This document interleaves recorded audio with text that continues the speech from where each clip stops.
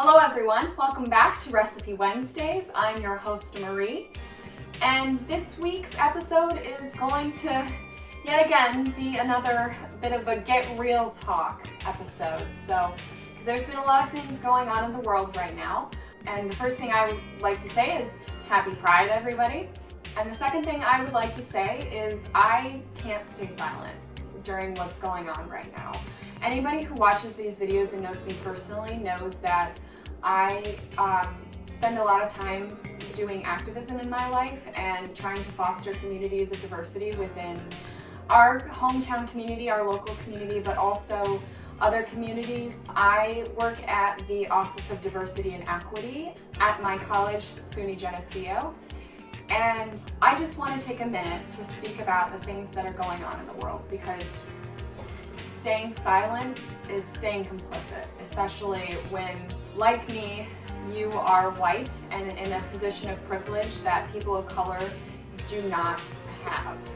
So, on the note of pride, I just want to have a little chat with my LGBTQ pals and other people during this time of coronavirus, but also systematic oppression and racism in our country. So pride. Again, happy Pride, everybody, all my LGBTQ pals out there. But I just want to take a minute to say a couple of things on pride and what else is happening in the world right now.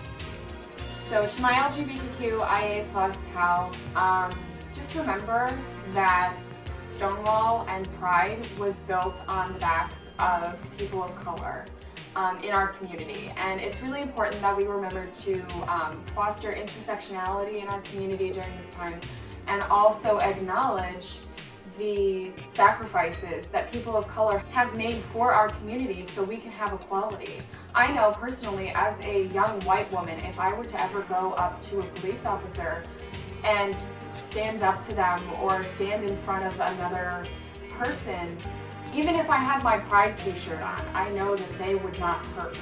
I am a young white woman, and I have a privilege that many of our LGBTQIA brothers and sisters of color do not have. They fear for their lives every single day. And a lot of us are fearing for our lives right now. That's true because of the coronavirus. But that is not the same as over hundreds and hundreds of years of systematic oppression that has been going on in our country. And now I'm going to get a little history major on us all, but when we talk about things like this, we need to remember a lot of times when people say the system is broken, all of this stuff, we need a new system. That's true, we need a new system. However, the system is not broken. The system is working exactly the way that it was set up back in the days of slavery in our country. So this is nothing new. The systematic oppression and racism is nothing new. And going off of this, we cannot let this moment pass us by. We have done it too many times before when a person of color, specifically a black person, has been killed unarmed by police officers. We have let this moment pass by too many times. Now, I do think that something is different this time. I think that people are more willing to get out there, speak out, make a change, and stop being complicit just because something doesn't affect them. But we can't let this moment pass. At the end of this video, I will be putting several different links to petitions, donation spots, and videos that you can use to educate yourselves on this issue, because it's too important for me to stay silent about. I'm not sure if the other people at the library will talk about this week. But again, if any of you know me personally, know that I cannot stay silent about this. Little disclaimer, these are my personal views. I like to think that the other people at the library share my views about racial equality and justice, but these are my personal views that I am giving. And think of it as a disclaimer that comes with like the movies that we see, and they come with commentary, and they say, the commentary of the actors in this movie do not reflect the thoughts and opinions of the publishing company or production company, not publishing company. So that's sort of the situation we're going with here, but I thought it was too important to not speak about, so that's what I'm doing. And on top of that, I have chosen a recipe today that is on theme. Our theme this week for the Sherburne Public Library online programming is music. And I thought a lot about recipes that I could potentially do because there are many musicians who are also wonderful cooks. And I thought it would be really important to feature a Black musician this week. So this week, I am making Patti LaBelle's sweet potato pie.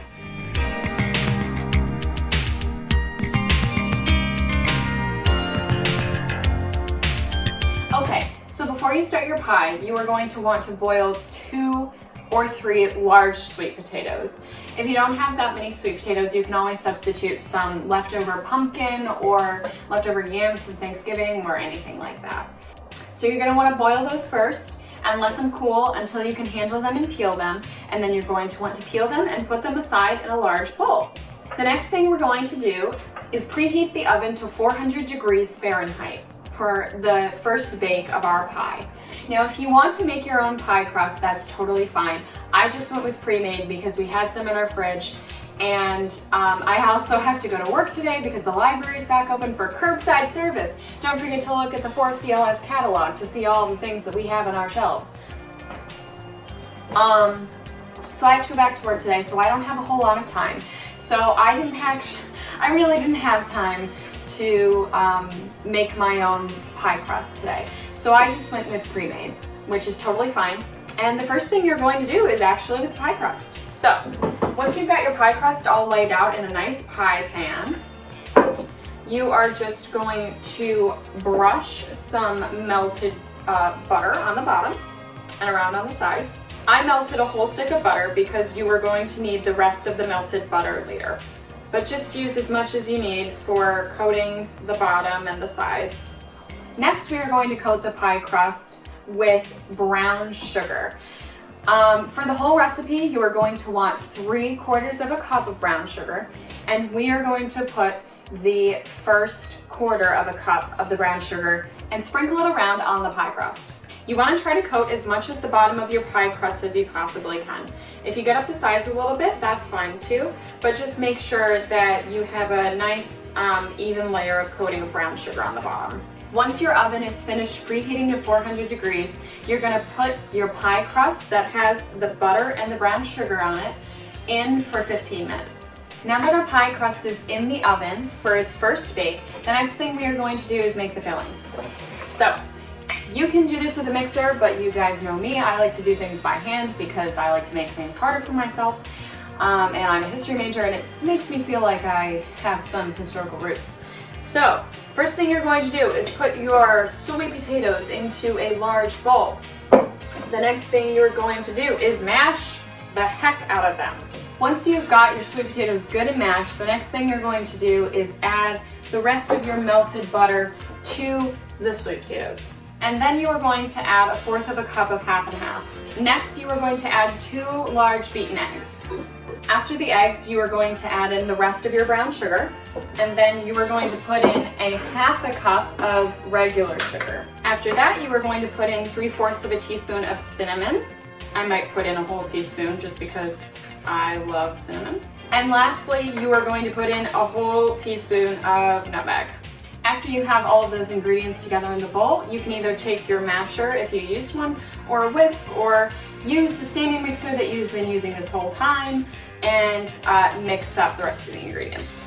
Now that our pie crust has had its first bake, the next thing we are going to do is spread out our filling, which has been good and mixed up, into the pie crust.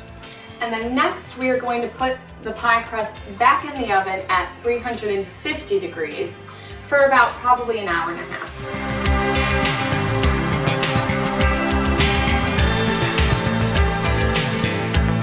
So it's been about an hour and a half, so I'm going to take my sweet potato pie out of the oven. After I take my pie out of the oven, I'm going to let this cool fully on a wire cake rack. And then after that, you can enjoy your piece of pie with whipped cream or whatever you like. Thanks everyone for joining us today, and as always, see you next week, and also don't forget, Black Lives Matter.